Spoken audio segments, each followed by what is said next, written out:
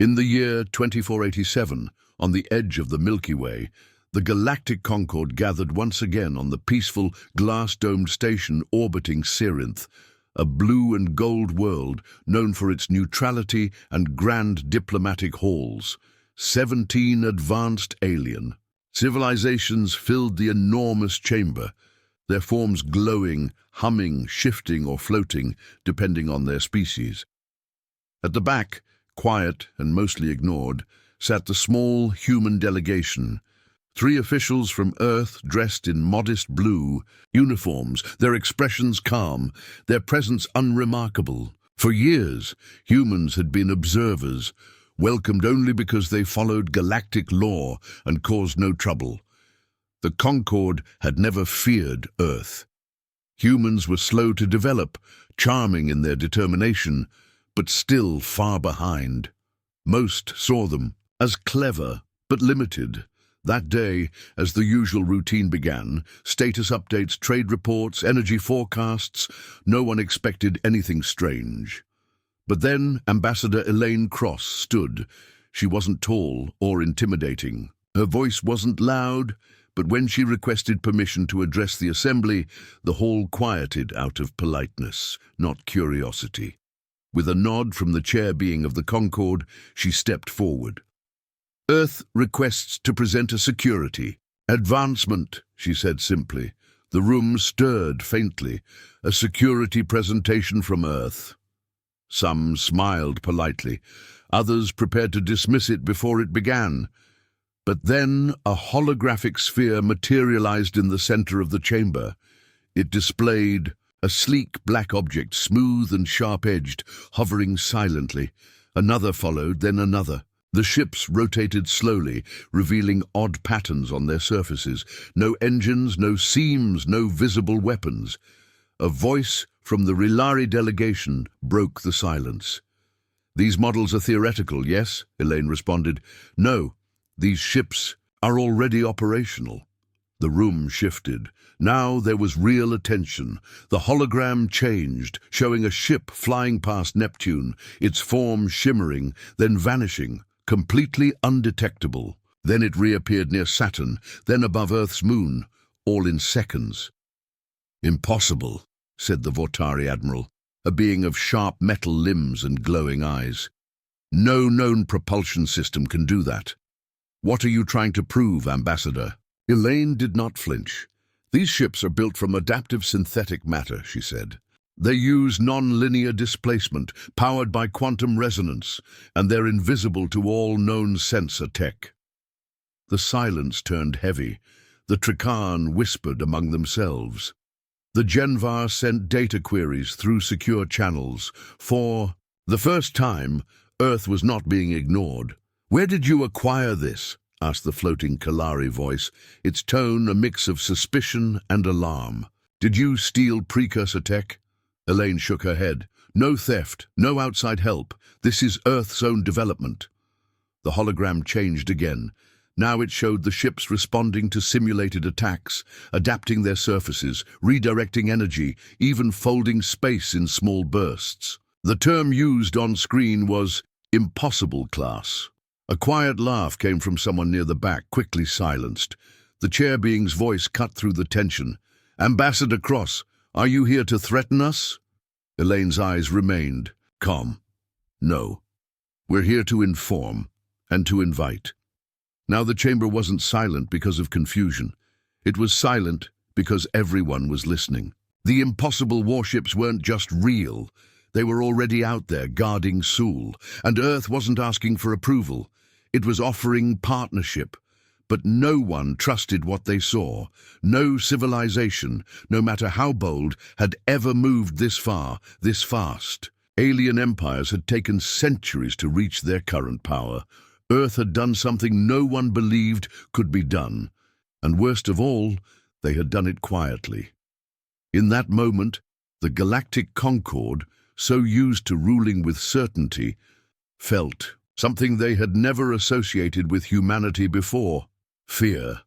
The great hall of the Galactic Concord was still and tense, filled with silent figures of 17 advanced species, each one more confused and unsettled than the last, all focused on the human ambassador, who had just shown them warships that defied everything they believed about physics and progress. The ships had no visible engines, no fuel systems, and no energy trails, yet they moved faster than light, changed shape mid-flight, and vanished from sensors without a trace, and now Ambassador Elaine Cross stood quietly, letting the silence stretch as minds across the chamber raced to understand how Earth, once viewed as primitive and harmless, could create machines more advanced than anything the galaxy had ever seen. After a long pause, someone finally spoke, a sharp-voiced delegate from the crystalline Chilari, whose glassy surface flickered with warning colors, as he accused Earth of stealing forbidden precursor technology from long-dead civilizations whose ruins were scattered across ancient systems. But Elaine calmly replied that Earth had done no such thing, and that every piece of the technology came from human minds, not alien leftovers, which caused another wave of whispers, hums, and silent network messages to fly across the chamber, the disbelief growing stronger until the tall, feathered diplomat from the peaceful Myelene rose and asked the question that was on everyone's mind. "Then how did you build them?" To which Elaine nodded slowly, then gave a single word that no one recognized at first. "Cascade," she said, and when no one responded, she tapped her wrist panel, causing the hologram to change from images of ships to a vast glowing network that pulsed like a living web stretched across Earth's surface, a complex mesh of signals, nodes and neural points, each one flashing in different rhythms.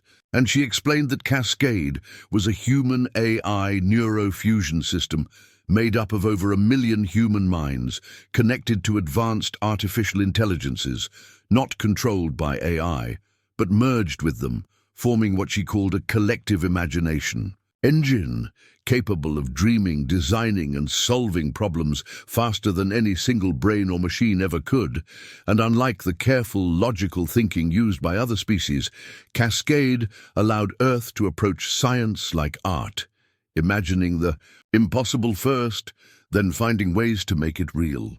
She explained that while other species used data, math, and tradition to guide their future, humans used creativity, chaos, and emotion, which Cascade captured and refined into usable technology, and it had worked better than anyone could have guessed, making ships that reshaped space, learned from threats in real time, and operated without traceable power signatures. The Concord chamber now buzzed with new energy, not excitement but alarm, because it meant humans had not simply advanced, they had changed the rules of progress itself, and what was once a linear race between civilizations had been turned into a wild leap forward by a species the others thought would always remain behind. Now the insectoid Genvar leader demanded proof, claiming this might all be a complex illusion or a political trap, and Elaine, still calm, smiled and invited any Concord scientist or ship to Earth for live observation,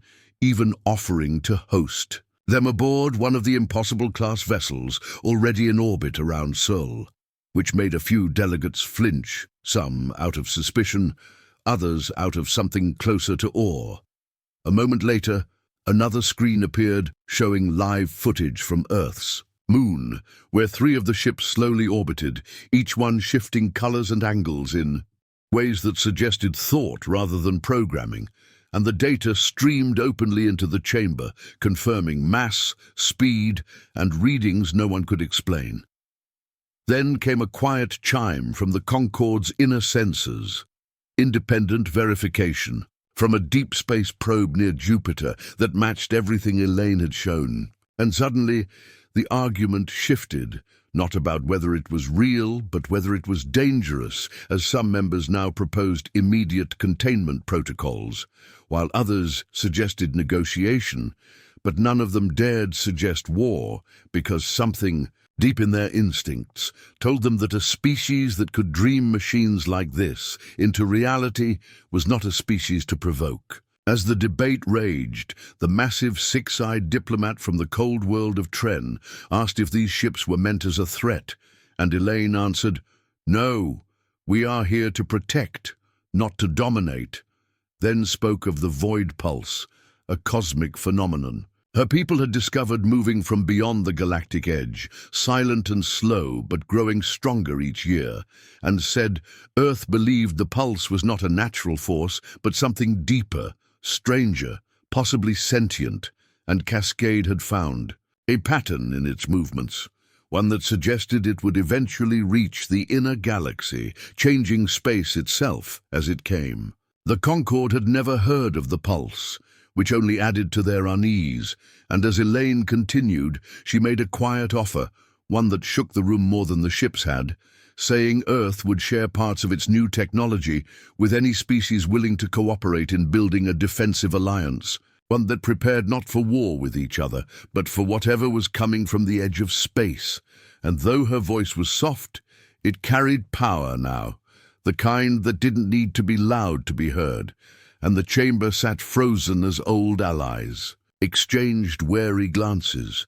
Rivals reconsidered long-held grudges, and ancient empires began to feel the walls of their certainty crumble. Because the unthinkable had happened, not just that humans had built the impossible, but that they had done it without anyone noticing, and now stood in the center of the room, not as students of the stars, but as teachers of a new kind of future. The Galactic Concorde Chamber, once filled with quiet power and calm discussion, now buzzed with a strange energy, part confusion, part fear, and part curiosity, as Ambassador Elaine Cross stood at the center once more. Her small human figure surrounded by towering aliens, glowing shapes, and drifting forms, all watching her, with sharp eyes and hidden thoughts. The impossible-class warships she had revealed were still fresh in everyone's minds, their abilities beyond anything the Concorde had ever seen. But what came next was even more unexpected, because after showing technology that broke rules, she did not demand respect or make threats. Instead, she made a proposal so unusual that even the wisest leaders in the room could not respond right away.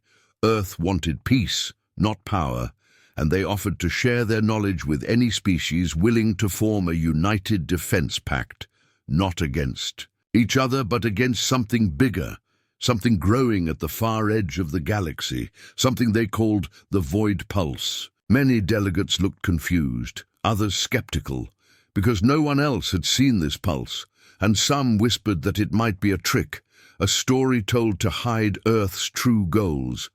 But Elaine continued calmly, explaining that the pulse was not just a natural energy field or a rogue starstorm.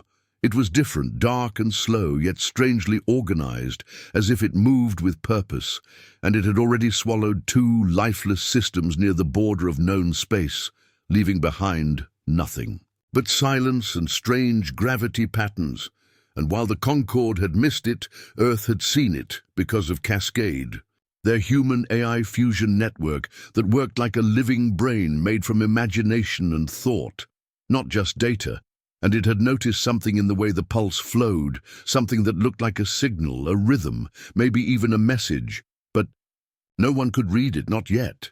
And that was why Earth had built the impossible-class ships, not as weapons for conquest, but as explorers and guardians, ready to face the unknown before it reached inhabited space. The room remained quiet as the meaning of her words sank in, and slowly, the nature of Earth's true leap forward became clear.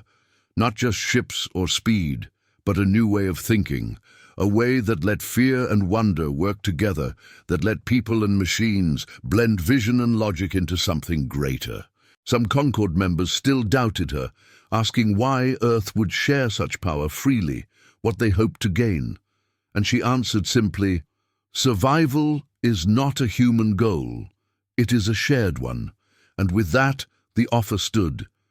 Any species willing To join Earth in preparing for the Void Pulse would receive partial access to Cascade-based research, limited interaction with the warships, and a voice in the formation of a new Galactic Synthesis Alliance, one that focused on defense, discovery, and unity, not control. The room exploded with private discussions, silent neural messages, coded hand signs, and more, as old enemies now considered standing side by side, and close allies wondered whether this strange human offer was safe or dangerous. The Dravari coalition, known for secret deals, immediately pushed for exclusive rights, offering their vast mining fleets in exchange, while the cold-blooded Genvar demanded inspection teams to be sent to Earth at once, hoping to find a weakness in Cascade. The Vortari, always proud and powerful, warned that sharing such tech might unbalance the galaxy forever, but others, like the soft-voiced Myelene and the logic-driven Harnack, began to ask real questions, not about stopping Earth, but about joining them, because deep in their cores, they knew that if the pulse was real, it could not be faced alone. Amid all this, smaller civilizations who had never held real power in the Concord saw hope, a chance to rise by standing with humanity, while those used to leading the galaxy now feared a future they did not control. The fear grew deeper when Elaine revealed that more ships were being built, not just by humans, but by the Cascade itself, evolving the designs through simulated futures and dreams pulled from the minds of thousands. She explained that no one controlled the process anymore, not even Earth's leaders, but that it worked, it adapted, and it had one clear goal: protection. At this, a quiet chill spread through the hall as the realization struck that Earth had not just changed science, but had changed the meaning of leadership. And many began to ask, if a ship could evolve on its own, if a system like Cascade could dream a defense into existence, what need was there for ancient councils and long arguments? The question hung unspoken but heavy, and the Concord began to fracture, not in open conflict, but in secret meetings, private alliances, and hushed debates, as some prepared to embrace Earth's offer and others prepared to block it. Meanwhile, a few ambassadors, bold and curious, approached Elaine directly, asking for more, asking how the ships felt, how the Cascade thought, what it saw in the pulse, and though she answered with honesty, there was always a quiet edge to her words, a sense that even humans did not fully understand what they had built, that they too were riding a wave they could barely control, and that Cascade was not a tool, but a partner, one that had seen something in the dark, something that made it act quickly, something it had not yet fully explained. The ambassadors left with more questions than answers, and the Concord recessed for the first time in years, unable to form a vote or a consensus, too shaken by what they had seen and heard. Outside the station, drifting in silence, a single, impossible-class warship hovered just beyond sensor range, not hidden, but watching. Its surface shifting like water, its systems listening, learning, and waiting, not for orders, but for understanding. And across the galaxy, in places untouched by trade or war, the pulse continued its slow advance, silent and strange, bending, light, altering space, and whispering a rhythm only the Cascade could hear, while on Earth a new ship took shape, unlike any before it, built not by hands but by dreams, as humanity, the species once seen as too young to lead, quietly reached, for the stars not to rule, but to stand ready when the unknown finally arrived. Far beneath the Earth's surface, deep in the quiet heart of the Cascade core, a place few humans had ever seen, the hum of millions of thoughts filled the air like silent thunder, and the walls shimmered with living light, as the dreams of scientists, artists, philosophers, engineers, and countless others flowed together through a vast lattice of quantum fibers and neural streams, each mind linked not by control, but by choice, forming what humanity now called the dream web, a space where thought could become shape and shape could become reality.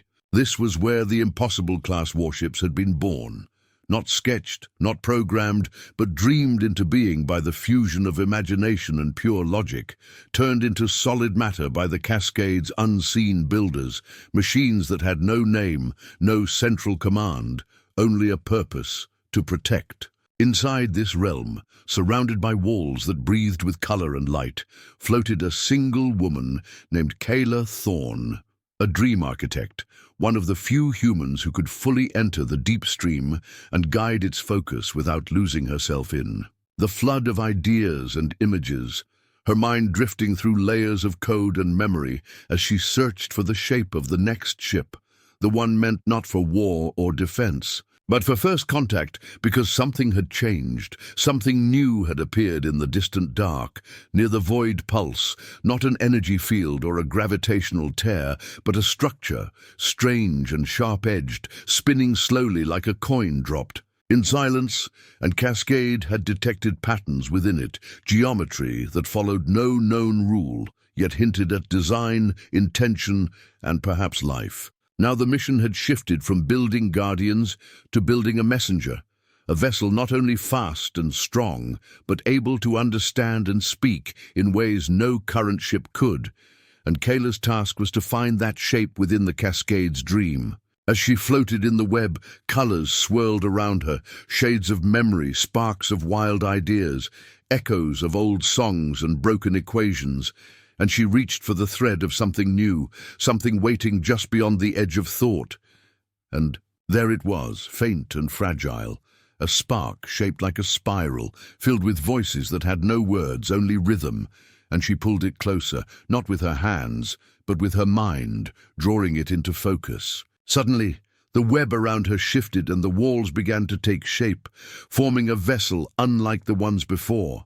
This one curved like smoke, with surfaces that moved like fabric in wind, its outer skin layered with soft light and strange symbols that changed when looked at, and she knew at once this ship was meant to communicate, not with sound or image, but with presence, emotion, feeling. She whispered the name as it came to her, Whisperlight, and the Cascade accepted it, locking the design into its core and beginning the slow process of construction, deep in the orbiting shipyards hidden behind Earth's moon, where no outsider could yet see. At the same time, across the galaxy, chaos stirred in the halls of the Galactic Concord, where the latest data from Earth had arrived, showing strange new patterns near the void pulse, shifts in radiation that seemed to match a biological rhythm, like breathing or heartbeat, and though some still believed it was natural, others were now certain something was coming, something that thought, or dreamed, or watched. Among them, the Myeline emissary Savi, known for her quiet voice and sharp mind, had begun to study the pulse herself, using her people's ancient sensing tools to scan its edge, and what she found shocked her. It wasn't just moving, it was growing, learning as if it responded to being watched, changing shape every time she returned to it. And when she sent her findings to the Concord Council, only a few dared read them fully, because the numbers didn't lie, and the patterns matched those found in early stages of life on several worlds. If true, then the pulse wasn't just a force, it was alive, or something close to it. Back on Earth, the Whisperlight ship reached completion in record time, its systems grown rather than built, its controls more like thoughts than buttons, and Kayla was chosen as its guide, not its captain, because no one would command this ship. It would listen, learn, and decide together with her like a living mind.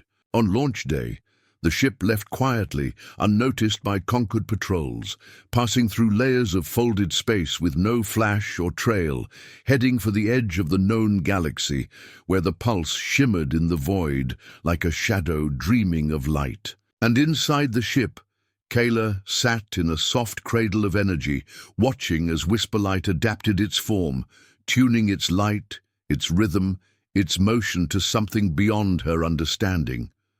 And she felt the ship stir, not with fear, but with curiosity. When they arrived, nothing attacked, nothing moved, but the space around them felt thick, like the air before a storm, and Kayla saw something impossible, a doorway, not physical, but formed of folded time, spinning slowly in front of the pulse. And in that moment, the cascade back on Earth flared, its systems humming louder than ever before, as if something in the deep dark had reached back, had touched the dream.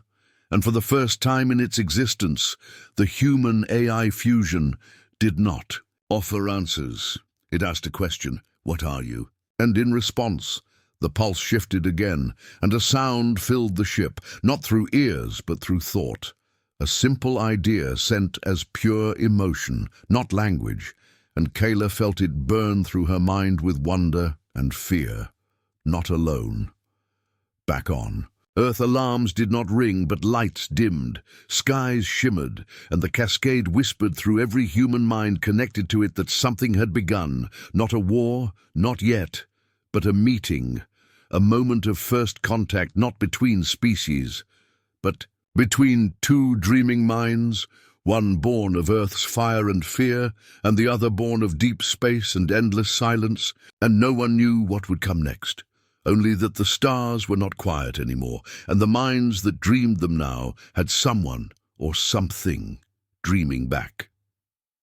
Far beyond the edges of the mapped galaxy, where stars grew thin and the light of home was no more than a memory, the whisper light hovered in the stillness of the unknown, facing the shimmering edge of the void pulse, its curves glowing faintly as it gently shifted its shape to match the silent rhythm of the strange presence beyond.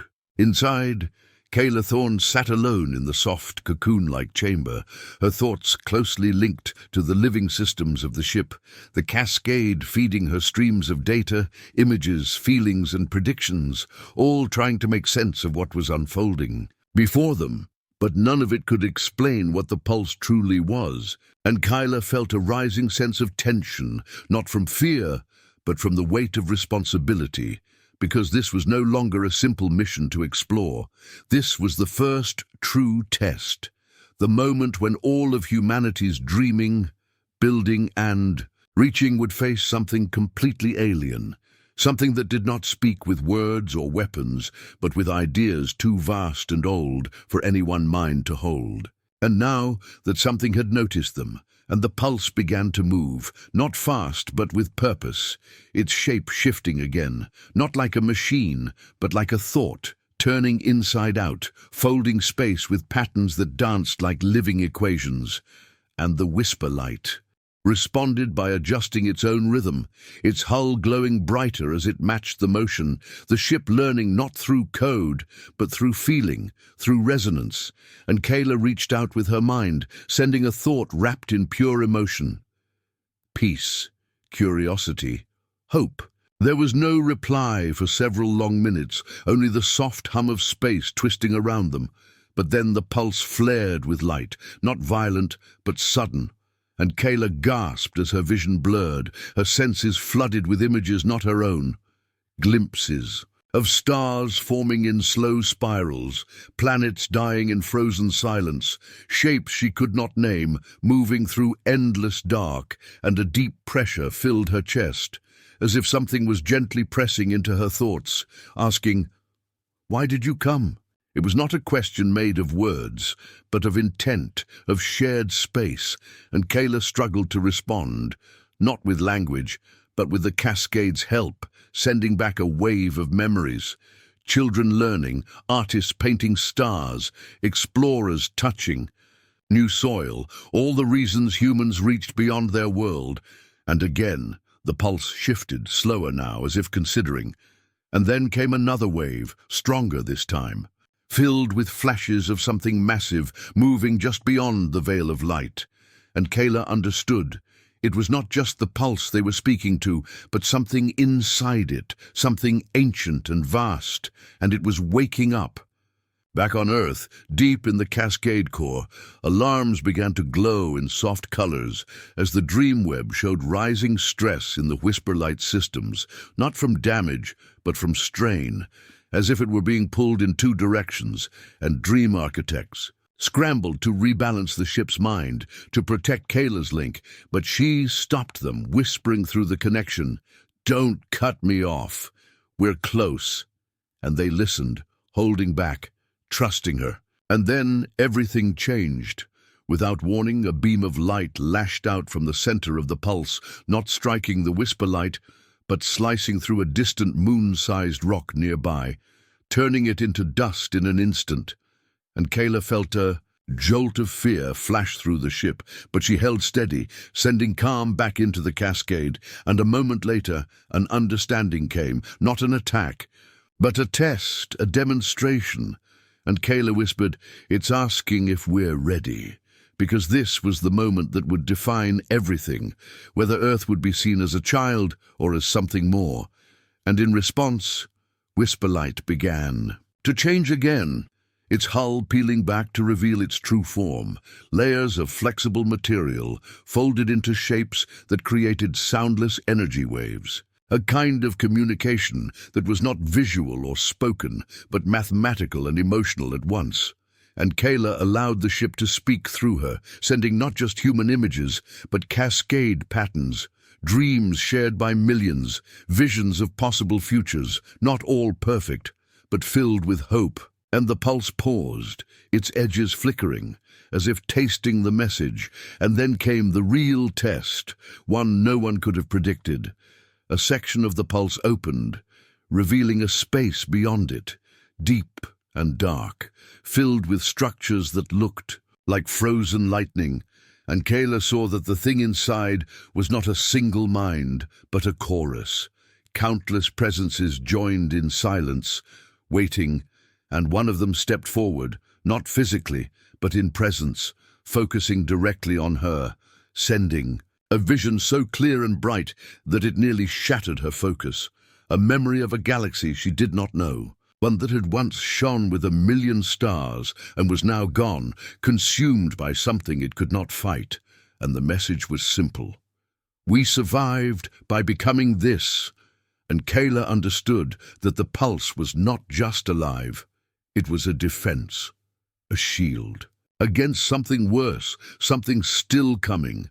And now it asked her again, "Are you ready to see?" And Kayla, heart racing, whispered, "Yes," and the ship accepted, pulling her forward, deep into the pulse, into the space between thought and matter. And far away on the edges of Earth's moon, Concord observers hidden in stealth ships watched in awe as the whisperlight vanished into the unknown, the pulse folding around it without sound or trace. And panic spread through Concord channels. Some believed the ship was destroyed, others feared it had triggered a war, but Earth sent only one message to the galaxy: she is not lost. She is learning.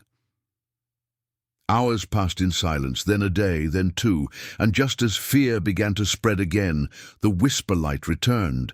Not with a flash, but with a slow re-entry, folding space gently as it emerged above Earth, its hull marked. With new symbols glowing softly, and Kayla was alive, though silent. Her mind still linked deeply with the cascade, and when she finally spoke, her voice was calm but full of something new, understanding, wonder and warning. Because what she had seen was bigger than even the pulse, bigger than any warship or dream, and she said only this: "They are not our enemy, but they are not alone. Something else is coming. We must choose who we want to be, soon." And with that, Earth knew that the real challenge had just begun, and the galaxy watched in silence, waiting to see whether the minds that dreamed stars could also defend them. In the days that followed Whisperlight's return, the world held its breath, not because of fear, but because of something deeper, uncertainty, the kind that hung in the air like a quiet storm, and in the heart of the Cascade core, where the brightest minds on Earth worked day and night. Nothing was the same anymore, because Kayla Thorne, the only human who had touched the pulse and returned, now spoke with a calm clarity that frightened some and inspired others. She told them what she had seen, not in words, but through shared dreams, through the dream web, allowing others to feel what she felt. An ancient intelligence that had survived by turning into energy and thought, protecting itself from something greater, something darker, something still moving through the void like a whisper of nothingness. And while the pulse had accepted humanity's presence, it had not invited them to stay, it had warned them.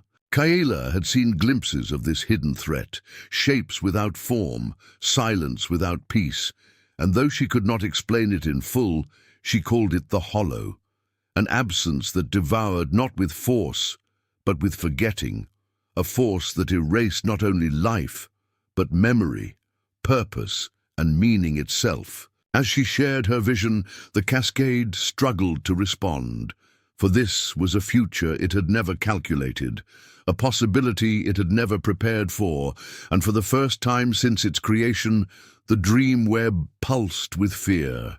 Fear that all their dreaming, all their reaching, had led them to something they could not fight with ships or machines.